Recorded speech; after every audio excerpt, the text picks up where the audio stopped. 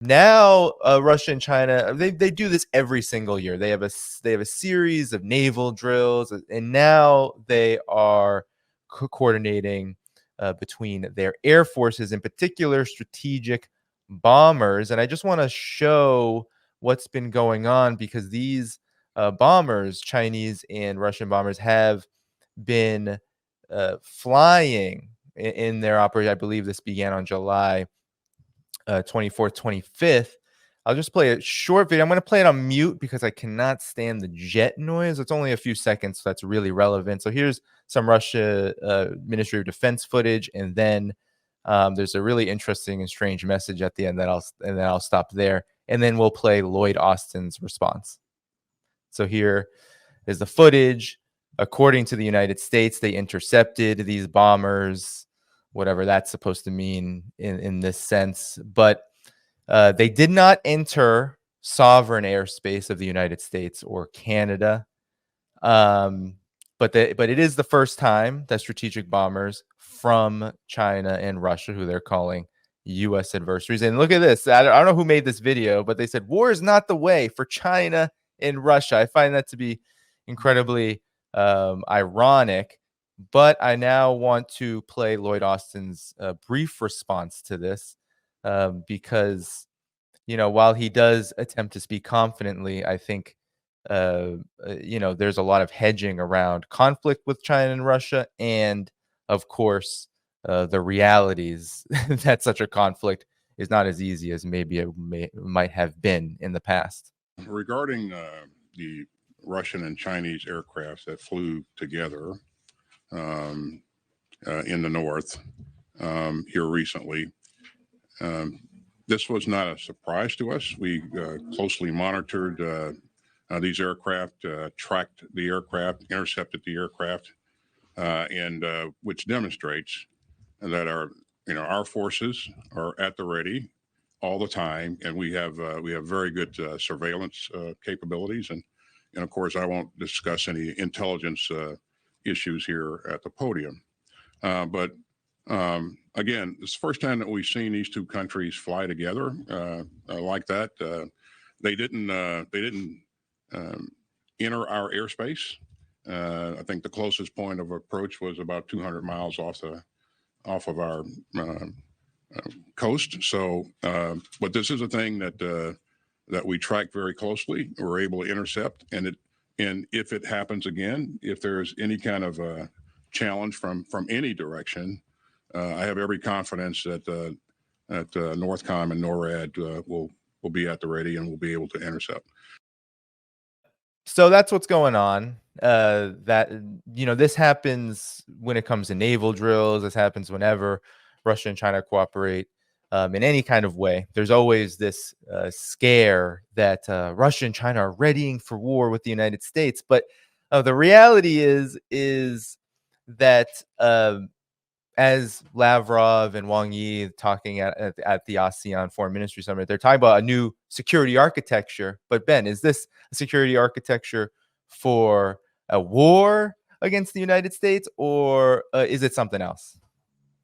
I mean, it's such nonsense. Again, this is what we were talking about earlier, how the Western media and Western governments, because of course the Western media, it simply regurgitates what Western governments say. They constantly say that China is 1 week away from supposedly invading Taiwan, blah, blah, blah. The reality is the exact opposite. I don't know the Russian perspective as much. I mean, I know it through the media, reading Russian media and such, but as someone I normally live in China. I'm currently in Nicaragua for a few months, but I'm going to be back in China in September. And I've talked to so many people in Chinese universities and Chinese think tanks and Chinese former officials and such. And I've learned a lot about how they think. They're not in any way planning for war. They don't want war. On the contrary, if you ask what Chinese officials are thinking about, they'll say very clearly, one, we ended extreme poverty, but we want to continue developing because many people in China, especially in rural areas, still have very low incomes. We want to raise their incomes and create common prosperity. We want to increase the development in less developed regions, like, for instance, the rural areas, the Western provinces. They want to better integrate China. They want another huge concern that they're very focused on is more technological sovereignty, so they're not dependent on importing more advanced manufacturing products like semiconductors. They want to create their own sovereign technology so they can create not only their own airplanes, which they've been doing, but they can use local parts to create those airplanes. These are the kinds of things that people in China are focused on. They're focused on trying to bring down real estate prices without causing a major, crisis in the economy. They're focused on trying to raise employment for young, educated people. They're trying to decrease inequality. That's what occupies the vast majority of Chinese officials' time. They're not just sitting around thinking, all right, next week is perfect to invade Taiwan. This is just a complete fantasy that the Western media has fabricated to justify Western aggression against China. If you listen to what Chinese officials say in both public and private, they're very clear about it. They say, time is on our side. We're not worried about wanting to invade Taiwan or any of this nonsense. What we want to focus on is what they're doing, is increasing more interchange between the mainland and Taiwan province, making it easier for people to travel from the mainland to Taiwan province, increasing trade and economic interchange. And their view is that over time, the force of economic inertia, momentum will push toward deepening integration and reunification. They don't want a war. It's the US that is pushing for this. I mean, if you actually spend time in mainland China and you talk to Chinese people, average people, policymakers, intellectuals, academics, researchers, you start going crazy when you listen to what they say and then you read the Western media. It is completely fake. Completely fake. They do not want a war. It's the last thing they want. First of all, they see the people in Taiwan as their brothers and sisters. They're all part of China. The last thing they want is a war against their brothers and sisters. There are so many families in mainland China who have family members living in Taiwan province, and vice versa. People on Taiwan Island who have family members living in mainland China. This is, again, it's just such a fantasy. So China, of course, is doing what it can to defend its sovereignty, prevent extremist secessionist forces in Taiwan from trying to cause a war. And of course, they only represent a small minority. If you interview people on Taiwan Island, and there have been polls done by mainstream Western firms, they show that the vast majority of people on Taiwan Island want the status quo. They do not want independence. A small minority of people want independence. They want the status quo, to go along with things as they are. And if you talk to people in mainland China, they know that time is on their side, which is why extreme hawks in Washington and extreme secessionists in Taiwan, they're the ones who want war because they know time is not on their side. They know that in the decades to come, the mainland and Taiwan will come closer and closer together. So that's their concern. That's why we see so much of this propaganda. But it's just like, you see these people like Gordon Chang, who have been saying literally for decades now that China is on the verge of collapse. China is going to collapse. The coming collapse of China. I don't know if you've caught also Peter Zahan, who's big on the YouTube streets. He's the same. I mean, he literally goes on. He's like in the middle of the mountains somewhere in the United States, and he's like, okay, 10 minutes on why China's going to collapse. No proof, evidence, anything. And, it's eaten up, but continue. The supposed coming invasion of Taiwan is exactly the same. It's always exactly 1 year away. It's always 1 year away. Next year, they say now it's going to be in 2025. Next year, it's going to be in 2026. In 2026, it's going to be in 2027. However, I will say there is a circumstance in which it will happen, which is some kind of crazy extremists in Taiwan declare independence in alliance with some hawks in Washington. And there are some crazy people in Washington who would try to pursue that. Someone like maybe if Mike Pompeo comes back in a second Trump term, they might try to do that. But honestly, if you actually read some of the internal reports of some of these think tanks in Washington or like the Rand Corporation, they know they've done war games. There are basically no circumstances in which they win.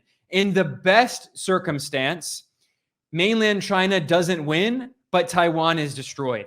That's in the best case scenario, according to war games done by US think tanks. And they actually don't want that either, because one of the world's biggest semiconductor companies is TSMC, Taiwan Semiconductor Manufacturing Corporation, which the US is very heavily reliant on. And now through the CHIPS Act and the Inflation Reduction Act, the US is trying to bring some of those manufacturing jobs back to the US. And the US is actually giving billions of dollars of subsidies and loans to TSMC to make factories in the US, specifically in Arizona. They've talked about making 4 factories.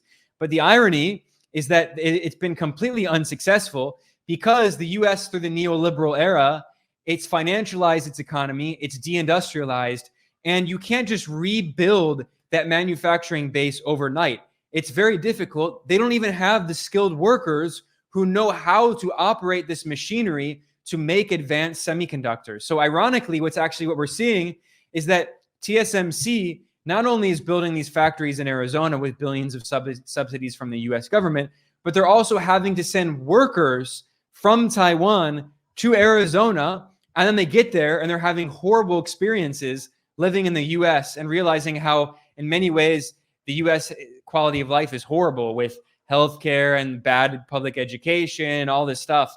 So, I mean, the idea that they can just have a war and then they'll win it, they won't win it.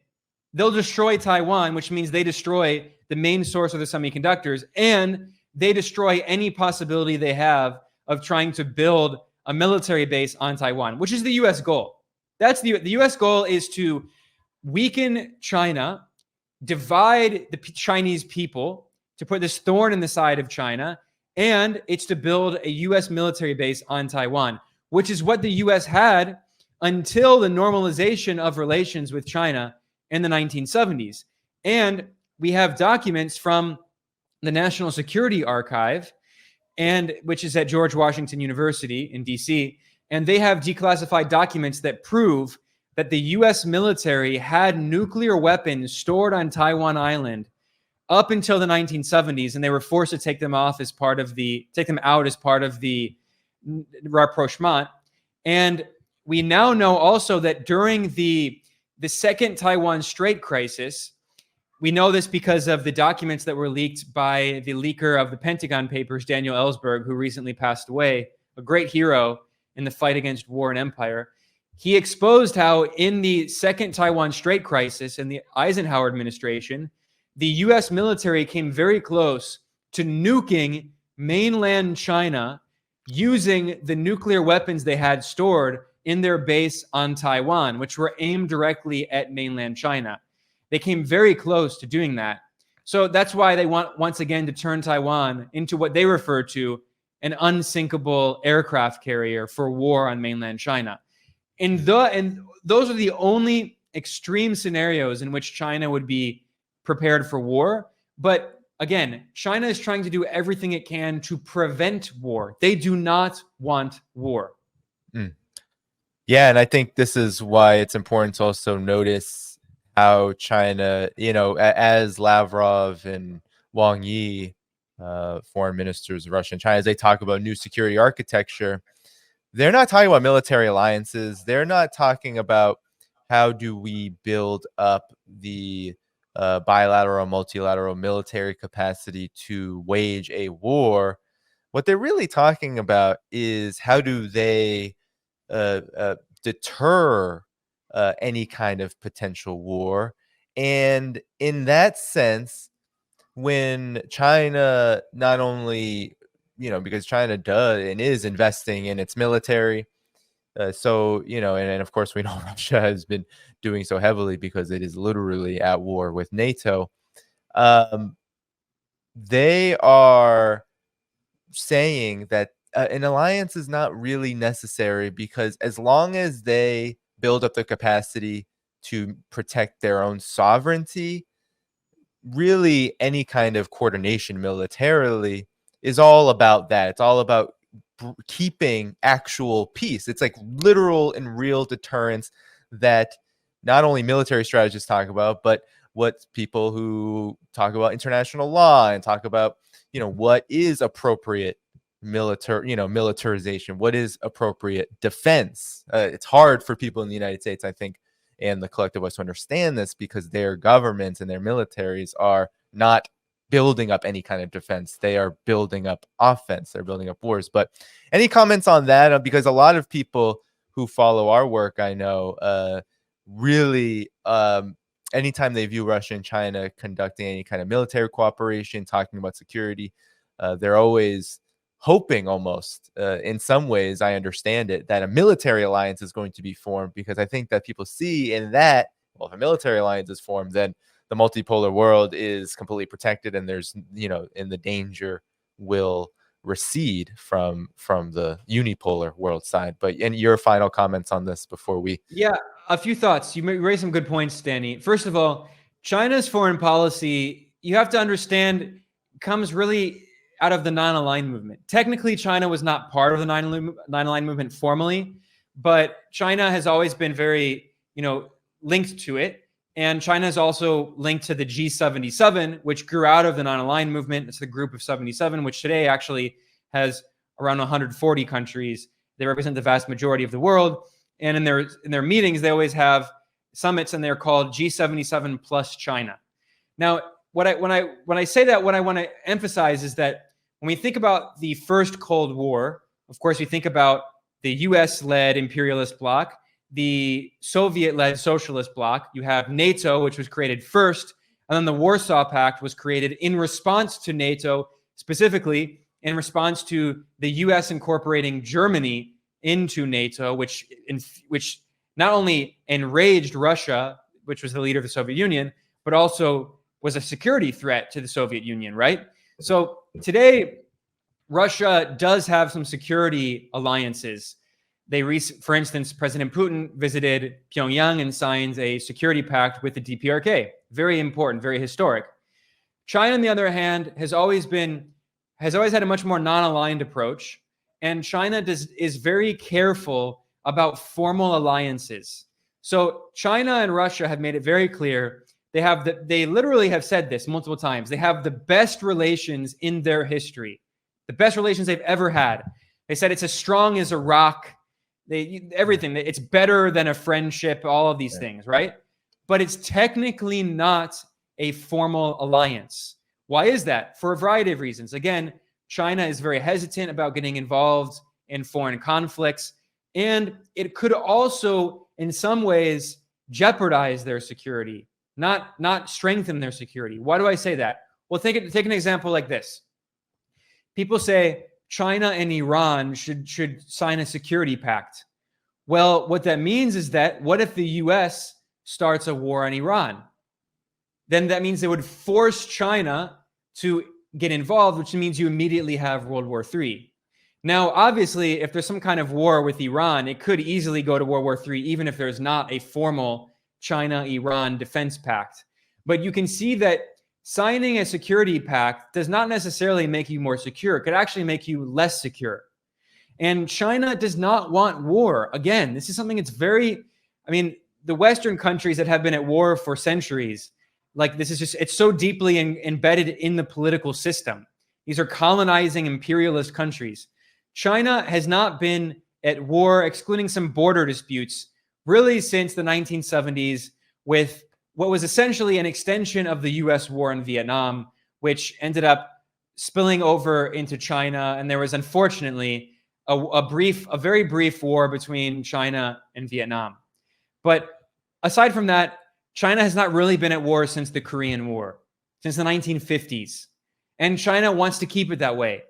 And by not engaging in a formal security pact, they see that as one of the best ways to, ironically, to maintain their security, because then they only have to concern about their own direct security concerns, right? And another way that we should think about this, which is very important, is I think Vietnam and China, despite their political disputes, they have very similar ways of approaching foreign policy. Now, there are some very ignorant people who claim that because Vietnam has good relations with the US, that Vietnam's allying with the US against China. That's not true in any way. You know this, Danny. You've been to Vietnam. You've explained this very well in your videos. That's not what's happening. Vietnam has a non-aligned policy. They also do not join formal alliances with other countries because they see that as the best way to maintain their security and their independence. China pursues a very similar policy. So they also have very good relations with Vietnam, by the way. And people talk about how Vietnam upgraded its relations with the US to a partnership, whatever. But actually, they already did that with China years before. So despite the fact that Vietnam does have good relations with the US, they have even better relations with China. So, I mean, they try to have good relations with everyone because they want to focus on economic development, lifting their people out of poverty, developing their infrastructure, developing their technology. The same thing in China, because they have socialist governments that don't want war. They're not worried about imperialism, like they don't, in the sense that they don't want to be empires. They don't want to extract the capital of foreign countries, and they're not worried about foreign capital accumulation. They're worried about local domestic development. They're not imperialist economies. They're focused on development. So when people talk about why China doesn't form a security alliance with Russia, etc., because they don't do that with anyone. I mean, I think probably Russia would like that because they already did one with the DPRK, and maybe the situation will become so dangerous with the U.S. aggression, especially if NATO continues to expand and South Korea and Japan are officially incorporated, and the Philippines is incorporated. Maybe China will be forced to sign a larger security agreement. But the reality is that if it's up to China, they want to keep it the way that it is, which is they have very good relations with Russia and very good relations with Iran and other countries, but they're not forced into a formal security pact. Yeah. Yes, that's 100%. You know, on the Vietnam question, you know, going to Vietnam and China is very interesting because Vietnam feels like probably where China felt like it was maybe in the 80s and 90s, growing rapidly, but still very underdeveloped and still with a long way to go in terms of building up the productive forces and addressing some pretty basic problems. And that means Vietnam has said, no, we are not going to choose any kind of sides, regardless. And in some ways, I'm like, well, if you just lean a little more toward China, some of these issues that you have domestically in terms of economic development might, might resolve, especially around infrastructure. But, you know, at the same time, it also helps to not have the United States sanctioning you, which is what happened to Vietnam for all the way up until the end of the Cold War, a little bit afterwards. So, you know, there's that. And then I don't believe China, you know, my position, and we can close, and, you know, I'll just go over super chats really quick. My position is that China and Russia don't really need to form a military. As you said, maybe they might have to, but they don't really need to because they're neighbors, so they can cooperate. They have the terrain. They can conduct these drills like they were doing close to the Alaska border, but really it was totally within the parameters of international law.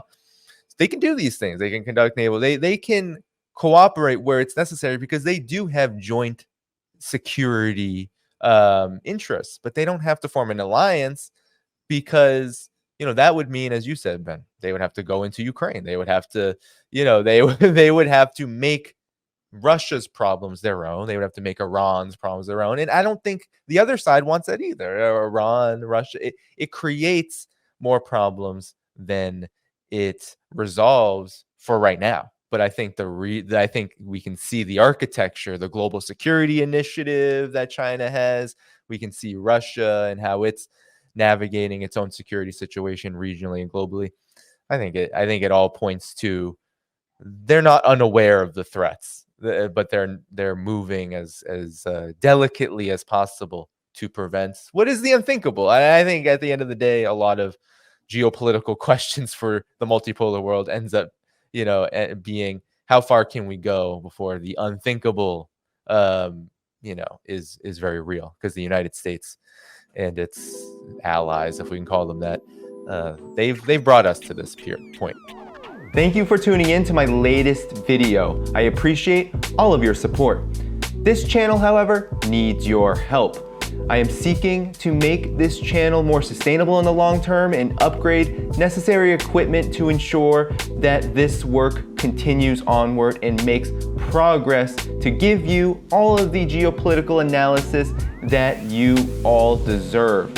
For that reason, I'm asking you to become a member of my Patreon community at patreon.com/DannyDhaiphong. You can find that link in the video description or in the pinned comment below. For whatever amount you choose to give, just know you are supporting independent media that you can't find anywhere else. Thank you so much, and I look forward to the next video.